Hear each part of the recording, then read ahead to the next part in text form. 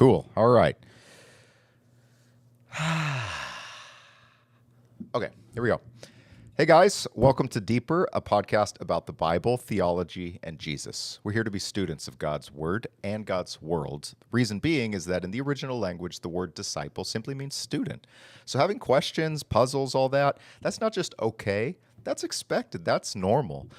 So we hope that wherever you are, this next few minutes is a space of learning, a space of good questions. You may be in the car, you may be at home doing chores, wherever you may be. We hope the next few minutes feel like hanging out with Jesus, who's the world's greatest teacher. We're going to study his words today. My name is Ryan John Gregg. I'll be your host. I'm sitting here with my friend Lindsay Smith. She'll be your co-host today. And we're in a series right now called Arguing with Jesus. Jesus had a lot of conversations, even confrontations in his life that were very blunt.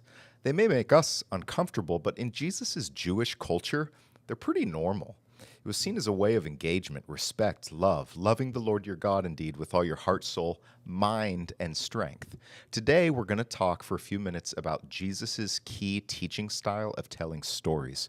It was mesmerizing and also kind of confusing for a lot of people. So we're going to look at the inner logic of this teaching style, both in the mode of the teaching and also the content of the teaching. What did it mean?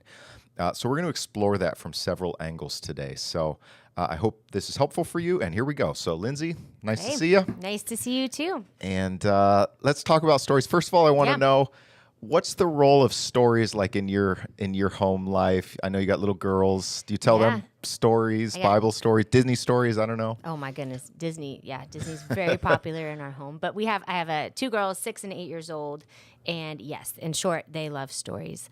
Some of their favorite stories are right before bed, and they're like, "Mom, just tell us a story," and so I'll just be like, "There once was a pear, and it was a sad little pear," and just try to I don't know, make a fun story on the fly. They love those. But a favorite story, this was when they were littler, like maybe 4, and we were having lunch, and it was like those Mom Tell Us a Story times, and they had broccoli, carrots, and chips, or I don't know, something on their plate. And I was like, okay, how could I make this? Let's try to teach them the Bible. And so I told the Good Samaritan with the vegetables, which was kind of fun. And that is one of their favorite memories. Wow. So took the little broccoli, and the broccoli walked by, and it saw that the carrot was broken, and it kept walking past. And that's hilarious. But the girls love it, and they asked me to redo that one more often than I'd like to. But anyway, that's much better than when I was a kid. My brother and I, my little brother, we had bunk beds. Yeah. And there was this story we were both fixated on about a plane that crashed in the Florida Everglades. Oh. And every night we'd get to bed and he'd be like, Ryan, tell me that story again. Oh, yeah. And so we'd usually sleep together on the top bunk, and we'd go to bed every night and tell the story of the plane going down in the Everglades. Oh. It was like scary stories. Anyways, yeah.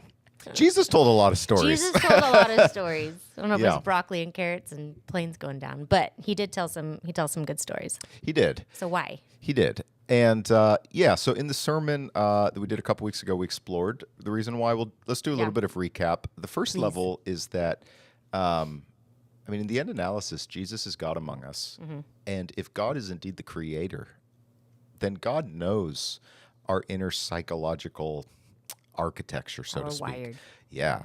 And so Jesus, in some sense, is the brain whisperer through his storytelling. And because the human mind is uniquely receptive to stories, and in multiple ways, actually. So it's not just that the brain is a story factory, and this is substantiated by a great deal of research in different disciplines. At very, very small levels, very, very big levels, the brain is constantly producing and believing causal narratives about the way the world works. Yeah. So there's that, but then stories are deeply emotional. They provoke a response that's sort of pre-linguistic, and in fact, that's a driver of our mental life, our emotions. Mm-hmm. And so in telling stories that arouse emotions, Jesus is also hooking the listener. But then his stories are called parables, and that comes from a Greek word that means to throw two things alongside each other for comparison. Parallel. Yes, it's related to that idea. And the human mind is constantly seeking patterns, symmetries, And so Jesus, when he says the kingdom of God is like, and he's throwing up a comparison, that is also just the bread and butter for the brain. Right. And in fact, I mean, bilateral symmetry is basic to our perception of beauty. Humans have two eyes and two ears and two nostrils and two arms. And if something's out of symmetry, if your other eye's up here or your ear, like you would notice it. Right. So symmetry patterns are recursively embedded in the world and in our perception of the world. Yeah. And so Jesus is telling stories that at many, many levels click for the human brain. One other level, there's an author I just love. His name's Ian McGilchrist. He's British, wildly intelligent about all sorts of stuff. He wrote a big book called The Master and His Emissary, The Divided Brain and the Making of the Western World. And it's an amazing book. We'll link to it in the show notes. Its basic idea is that the brain has two sides, the right brain and the left brain. Right. And although we live in a society that very much rewards the left brain, which is very mechanistic, systems, engines, logical, in fact, at the deepest level, humans are right-brained creatures, and we depend on the left brain to the detriment of our human experience. Well, it's the right brain that actually understands stories. Interesting. And that understands metaphors, and that listens to music, and that gravitates to images. And so the Bible is a right brain discourse in some profound ways. Yeah. And that's fundamental to the ways that humans are in the world. So that's so interesting. yes, That's so it's very interesting. It's very important. This is why it's Yeah. not just Jesus told stories. If Jesus is indeed God, Yeah. then it's not at all accidental that, hundreds of years of biblical history before Jesus Yeah. are told as stories. Right. So he's the same God who's been telling stories all along. And part of my doctoral research was actually looking at biblical stories. So I got to become familiar with how deeply theorized narrative is across disciplines. It's in the psychologies. It's in political science. It's almost every discipline is trying to shape the narrative, control the narrative. Reason being is everybody knows that story is power. Story. If you control the story, if you narrate the world, you are the most powerful person. And so Jesus is very wise in teaching through these stories, and in many ways, modern scientific inquiry is just catching up with him to say, "Oh yeah, that is indeed the right way to teach." Yeah. So Interesting. And I know sometimes, like the left brain thinking of, like, why didn't just Jesus tell us to do A, B, C, and D, and so forth? Like, it's so frustrating to understand this story, but it's like that right brain muscle that you have to exercise to think about the deeper level of what it is, or to, I don't know. Does that make sense? Like, oh, absolutely. it's not so black and white. It requires time and chewing on it a little bit and thinking. Yes, but it's what's actually beyond that the first left layer. brain that is, it's the one that's the internal engineer, the coder, everything's clear. Yeah. And it doesn't do well with uncertainty. Yes. Everything is black and white, up or down. It's it's very binary. Yeah. But it's very territorial in a way, because it doesn't like the right hemisphere's comfortability with some ambiguity. Yeah. And so exactly. So it's the left hemisphere that makes us want to look to the Bible and say, all right, where's the list of doctrine? Just like, give me. But we search in vain in the Bible for a list of doctrine stated as pure proposition. Now, the Bible has different genres, which is beautiful. And the Bible is a treasure house of so very many things. But the Bible speaks to our deepest perceptions of reality because it tells stories. Yeah. And so John Steinbeck, famous Californian writer, his opus, his best book, is called East of Eden. Yes. And it's a retelling of the book of Genesis based in California. Okay. And it follows one family over many generations, and they have wars. It's, the brothers always killing each other in Genesis. It's that story based in like the valley down near Monterey. Yep. Anyways, he's got a character in the book named Lee, who's a Chinese laborer over here. And Lee says this is one of my favorite quotes. So this is Steinbeck speaking through his character in East of Eden. He says, "Of course, people are interested only in themselves. If a story is not about the hearer, he won't listen. And here I make a rule. A great and lasting story is about everyone, or it will not last. The strange and foreign is not interesting, only the deeply personal and familiar." And That is very yeah. yeah, Yeah. the fact that the biblical stories have lasted so long speaks to the fact that we see ourselves in they're about us. It sneaks up on you in that way. Yeah. So so that's one whole level of why Jesus told stories, I think, because he's the God who understands us. Right. There's a whole nother layer of why he told stories that has to do with, at one level, the political danger of his mission. It wasn't for nothing that John the Baptist was beheaded. Yeah. It wasn't for nothing that Jesus himself was eventually executed. He knew that his mission would be deeply unwelcome to a lot of very powerful people. And so a big part of the apocalyptic genre in ancient Judaism is a type of coded language that is meant to let the people on the inside who know the inside scoop, who have the decoder, they know what you're saying. But people without the decoder, they're on the outside. And you want them to be that way. Sure. So, for example, like the book of Daniel, which has coded language of beasts and monsters from the sea and great trees filling the world and all this stuff. Ancient Jews, who were often a minority in imperial contexts, developed ways of speaking to each other and speaking about God's plan in the world that kind of slipped under the censor. And so there's a sense, too, in which Jesus is buying time by telling these stories. And not, one of the things scholars note about Jesus, and it's very interesting, is that he's like the anti-PR campaign guy. Yeah. He does something amazing, and he's like, don't tell anybody. I think somebody comes up to selfie with him, and he's like, slaps their phone down. Or it's like, he doesn't want PR in this very interesting way. And part of that is what scholars call the messianic secret. Why is Jesus so cryptic and secretive about his identity? There's a part of it is just politically pragmatic. There's a whole other layer as well here too, because the disciples come up to Jesus and they're like, "Hey, we don't know what you're talking about. Can you help us here? Why are you telling so many parables, anyways?" I appreciate those parables. I know, right? Specifically, I'm like, okay, good. And Finally, don't you I love can the disciples? understand Because you're like, good, they didn't get it either. Because definitely not getting it here. it. Yeah.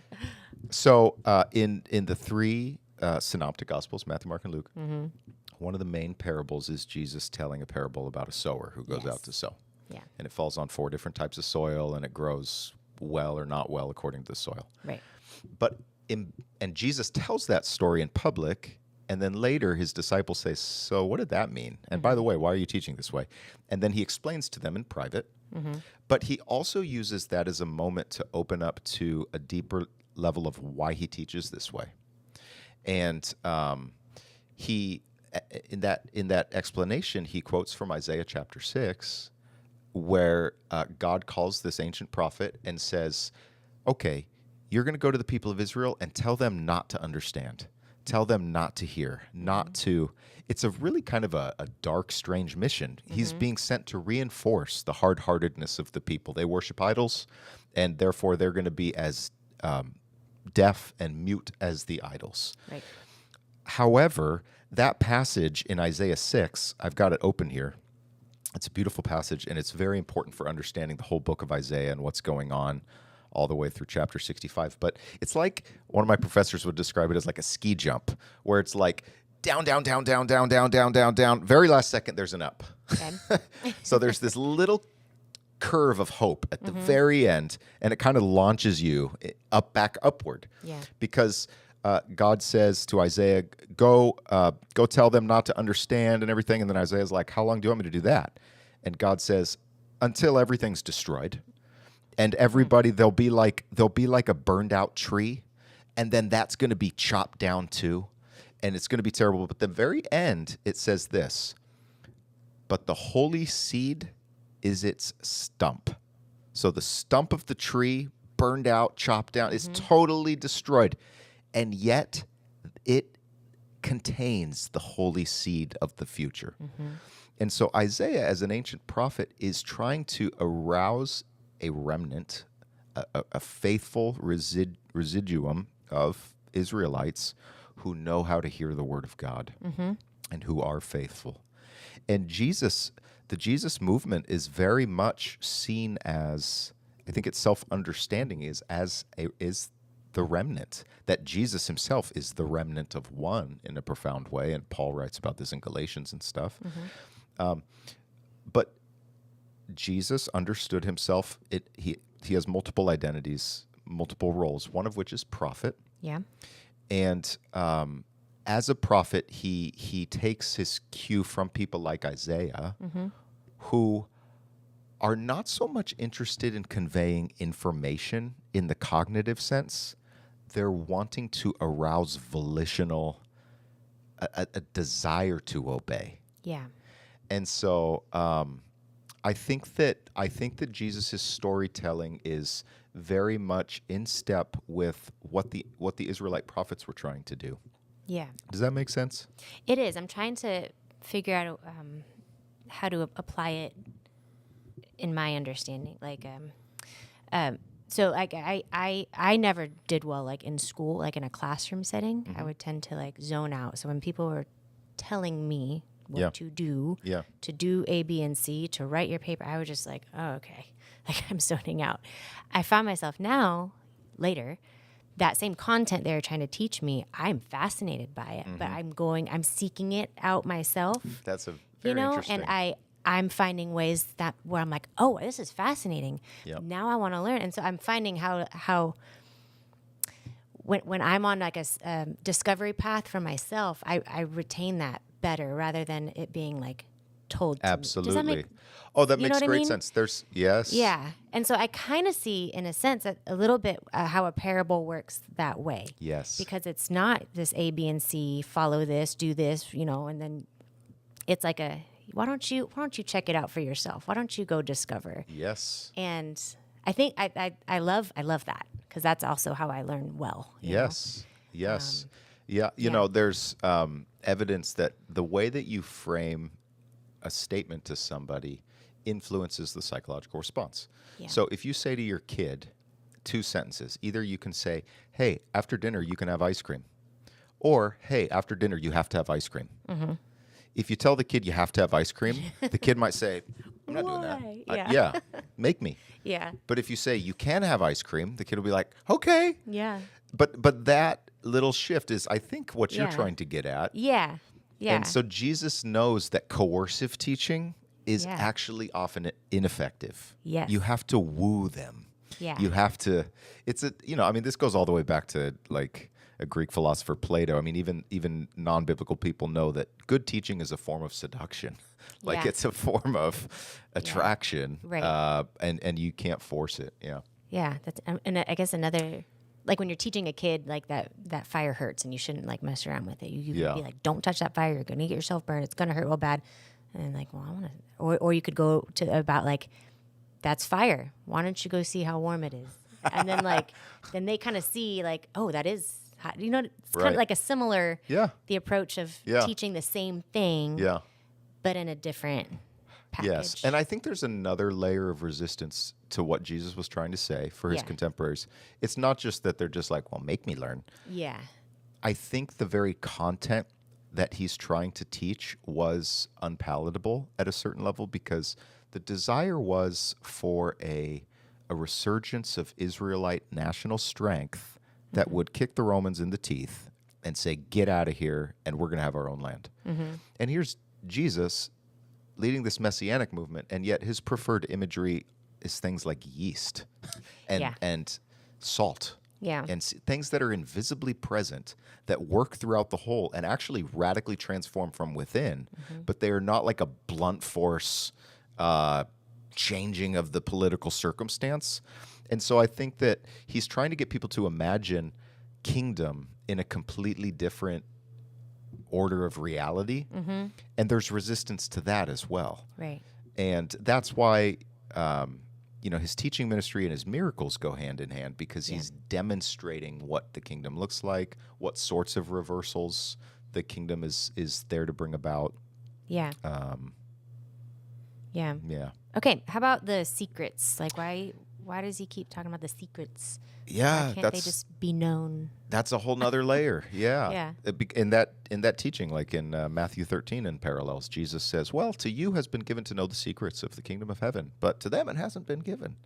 Yeah. And the apocalyptic genre at that time talked a lot about secret knowledge. And again, part of it was sort of that coded language for political purposes. But at another level, the reason that the knowledge of the kingdom is secret is because the kingdom is not fully manifest. When the kingdom is fully realized, it won't be secret anymore. It'll be in broad public daylight. Does that make sense? Say it again. Yep. So the idea is that from Jesus's perspective during his time, and indeed from our perspective today, the kingdom is not fully realized. Yes. The knowledge of the kingdom is not fully publicly acknowledged, realized, and so forth. Someday we believe it will be. Yeah. Then there won't be secrets anymore. Yeah.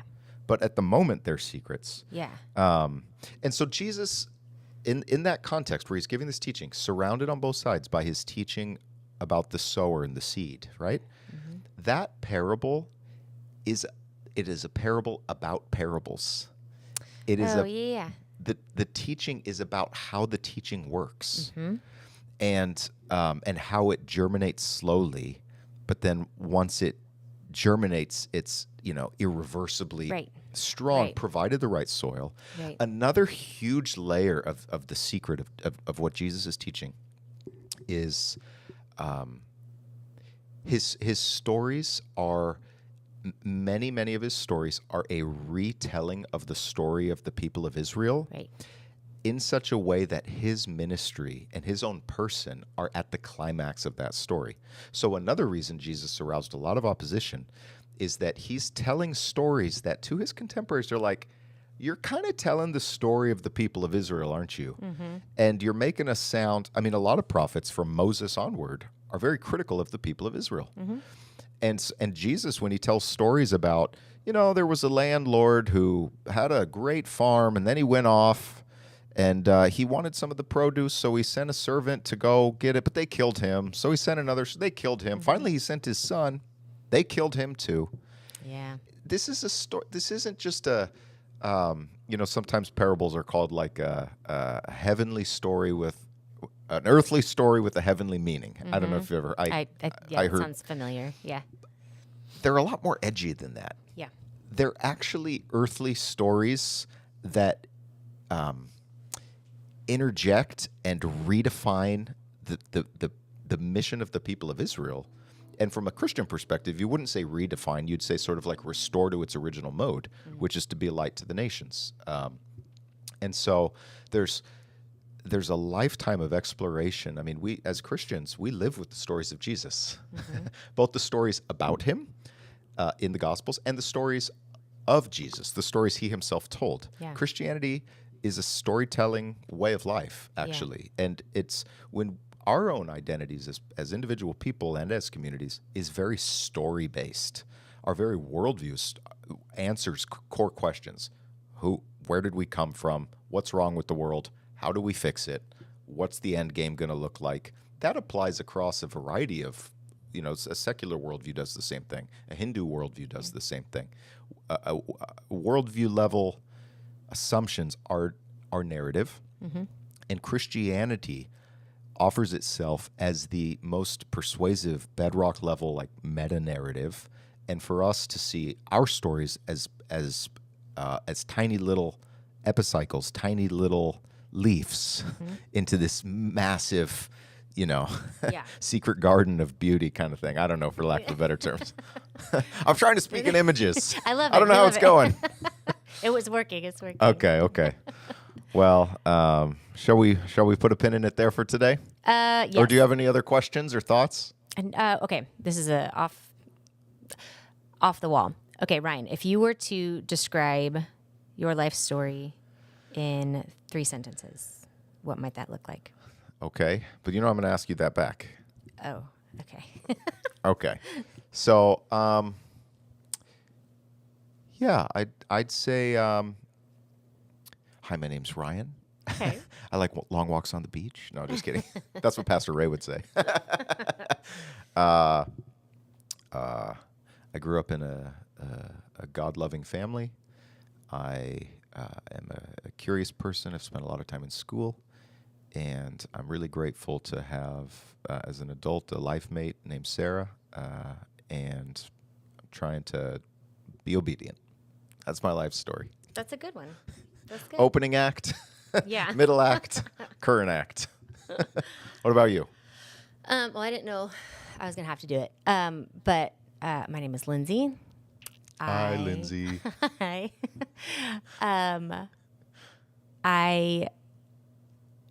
I love the creative world, and I'm thankful that our Creator has given us that same gift and desire to create. So it's a huge part of what I enjoy doing. And I love my family, who God is also, that's a gift of creating that. And man, I don't know. I didn't know how I was going to have to ask and answer that. Well, you did a great job. Okay, great. You could see I was like, it's going downhill. We're losing her. But there's going to be a ski jump at the end. Okay, great. It's going to get better. But let's stop before we go off the rails. All right. Thank you, friends. I hope this was helpful. Thank you, Lindsay. Yep. And we'll see you guys next time. All right. Bye-bye. Cool.